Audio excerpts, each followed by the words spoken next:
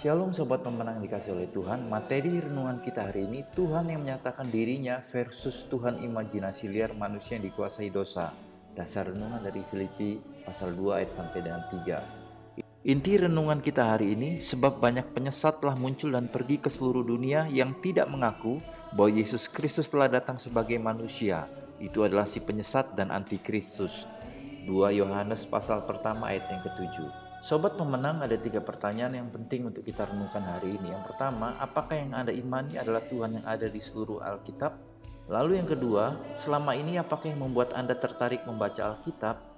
Lalu yang ketiga, mengapa jika Ia Tuhan harus melalui kematiannya sebagai manusia?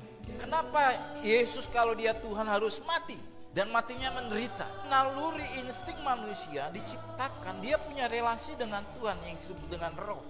Nah, ketika roh itu rusak, mereka tahu ada Tuhan, mereka tahu ada yang berkuasa di balik kehidupannya, tapi mereka tidak tahu siapa Tuhan itu dan tidak tahu bagaimana cara mengenal Tuhan itu. Semua orang, entah orang itu Kristen, non-Kristen, orang itu teism atau ateism, orang itu beragama apapun, kalau berbicara tentang Tuhan, ada sensitivitas pribadi Tuhan, kuasa Tuhan. Coba kalau kita berpikir tentang Tuhan, kita pasti berpikir, oh, Tuhan itu berkuasa, Tuhan itu sanggup melakukan segala perkara, bagi Tuhan tidak ada yang mustahil. Ini orang Kristen, saudara. Orang non-Kristen pun pemikirannya sama. Kalau Tuhan itu miracle personal, pribadi yang ajaib dan luar biasa. Ini merupakan imajinasi liar manusia yang dikuasai dosa ketika berbicara tentang Tuhan. Karena ini menunjukkan bahwa orang itu belum mengenal siapa Tuhan yang sesungguhnya. Alkitab memberi kesaksian tentang pribadi, kemampuan, cara bekerja Tuhan secara lengkap. Siapa yang sudah baca kitab Kejadian sampai Wahyu? Saudara harus baca. Kenapa?